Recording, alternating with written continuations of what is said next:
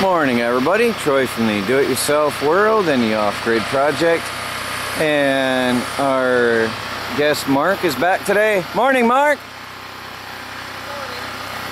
Thanks for coming back. My pleasure. So we hope to, we got everything set up and we hope to get pretty much all the framing done today if we can. So we're going to get right to it. I just wanted to say good morning to everybody, and we're back to work. So he's reloading nails. I want to show you here. We have an I-beam over here done on the ground for the base of the next wall, a side wall. And over here we're working on the I-beam for the other wall, and then we'll start framing in the uprights for the two side walls. So coming together. We got the back wall up, and we are leveling off the I-beams right now, and we've raised the front up a little higher because everything's going to be off the ground on bricks and blocks, so that we have an airspace underneath to increase the lifespan of the entire structure. Alright, we're putting in the I-beams, and it's really cool how this comes together. To tie them in together, see if I can get my camera in here. A piece of blacking goes on the inside and the outside, what he's doing here right now.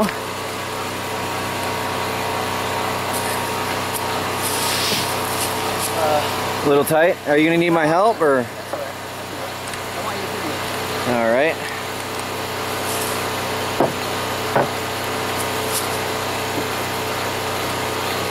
The problem with used wood is it's all different sizes, and so it's hard to find a match.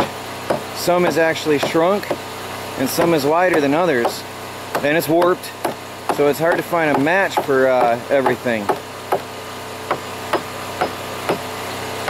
So now what he's doing is that's going to tie that corner in. Let's see if I can get you a better light.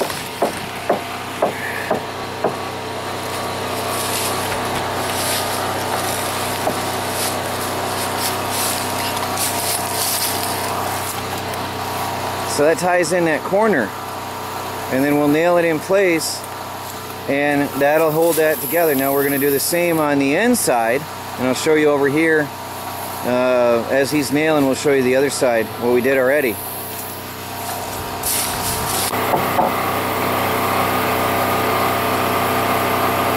And that ties it all in.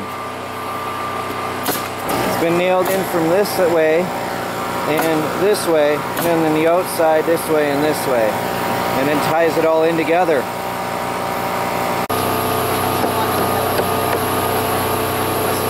have to get the cedar. What's that?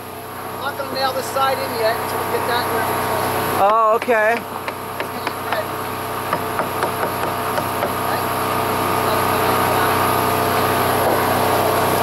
You just explained we're not going to nail that in yet until we get everything squared off on the other side, and then that'll lock everything in place.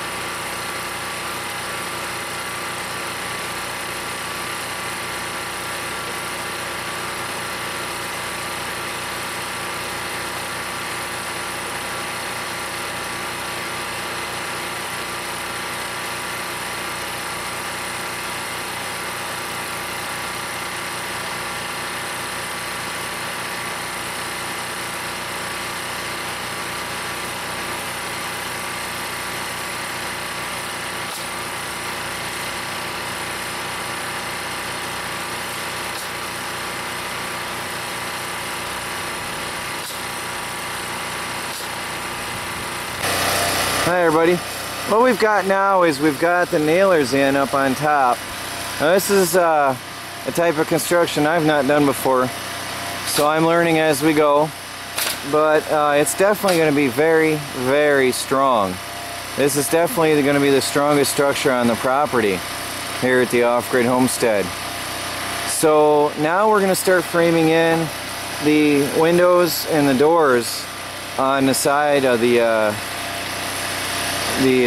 greenhouse. He just gave me the thumbs up sign.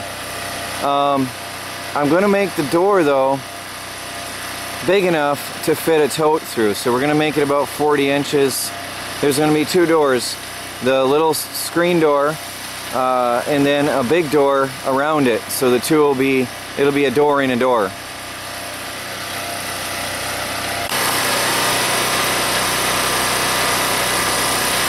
Just finished framing in the first window on the side, and that would be these guys here. There's going to be one on each side, and then there's going to be a big door right where Marc is standing right now. Whoops. There'll be a big door right where Marc is standing right now, and that'll be a 4-foot wide door with the screen door in it, so that we can use the screen door for normal daily access and the big 4-foot door for getting big tanks and pallets in and out. So there he is, the beginnings of the greenhouse is coming together. Now we got a window, guys. First one, looking good. I've got all the framing, or all the glass for that we'll put in later.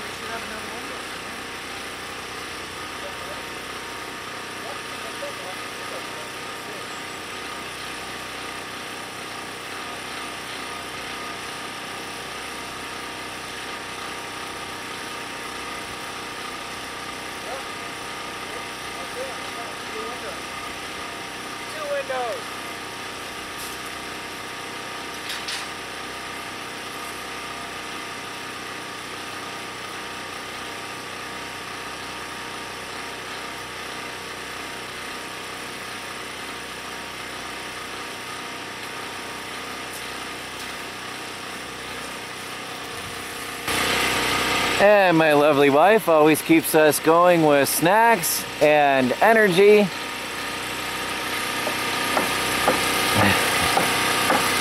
I gotta clear the space for her.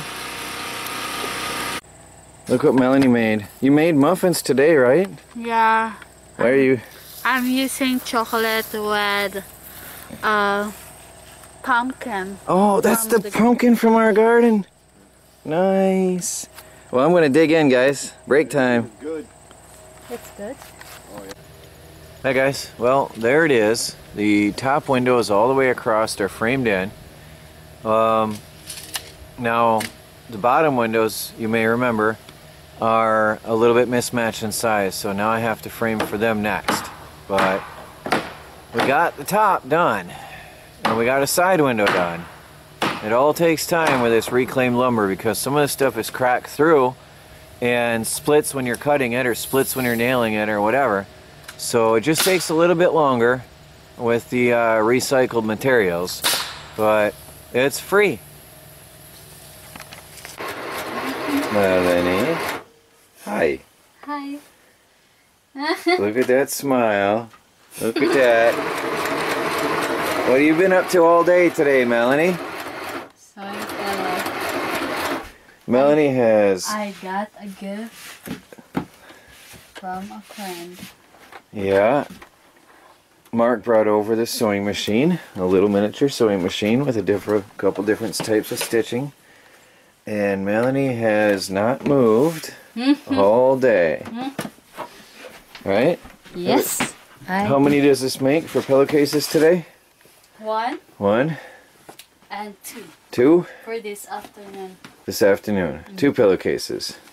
Well, I'm going to pause and we'll see what it looks like when you get it put in. So there's a new pillowcase. New pillowcases. Oh, is that a match? Oh, the one is sort of matching the other. Okay, there's Melanie's. That's my pillow. That's so fun. She's got scrap material and she's making herself pillowcases and enjoying the time here. Well there, Marc, you've made her very, very happy. Look at that smile. I'm so happy. Well, everybody, Marc is gone. Been gone for a while. I've been running around taking care of insulating the shed. I'll show you in a few minutes what I've been up to. So we've got the window here framed. The door will be next. That's one tall window. We've got all 4 of the top windows done. They all fit in. The bottom windows are going to require a little bit more framing to fit. Now over here on this side is going to be the same window as on the other side. That's the same window and same framing we'll do right here. Exact same thing. And then I've got some other windows from my old camper that I'll be putting in here. So it'll be really good. Now up top is going to be half of this roof will be insulated and half will be corrugated plastic, that clear plastic. So it'll be half and half. And the side walls are going to be half and half. So the back half, the entire north half of the greenhouse will be fully insulated, and including the ceiling, the roof, to prevent heat loss in winter. And then along the bottom, you can see there's gaps, or air gap under there. I'm probably going to chunk that in. I'm going to continue putting cement blocks and bricks underneath and 4 points of contact under every wall. And then I'll fill it in with rocks and probably even fill up the area in a slant coming outwards all the way around with rocks. I think that'll look nice and act as insulation and thermal mass. And I think that's exactly how I'm going to do that. So, all right. Well, I'm working on the watershed. It's going to be 33 degrees tonight, and so I'm working on the shed. Let me take you over there. For thermal, a little bit of insulation, I stapled in a moving blanket, which is basically a quilted blanket. Now I've got about a foot and about 12-14 inches off the ground, but hot air rises, so that'll hopefully keep warm air inside. So that has 2 purposes. 1, that keeps the heat in, and 2, it keeps the sun off the water tanks. Once I close in the gaps in the ceiling and insulate down underneath the house, the water tanks, and of course close this door, the water tanks won't have any algae growing anymore, and that'll be beneficial. So I've got some contractor bags. I'm thinking about stuffing leaves up in these gaps underneath the house to for now, to help close that off, because I don't have really anything else at this time to use, and it's going to drop down and get really cold tonight. So I'm hoping that I can somehow help prevent heat loss here.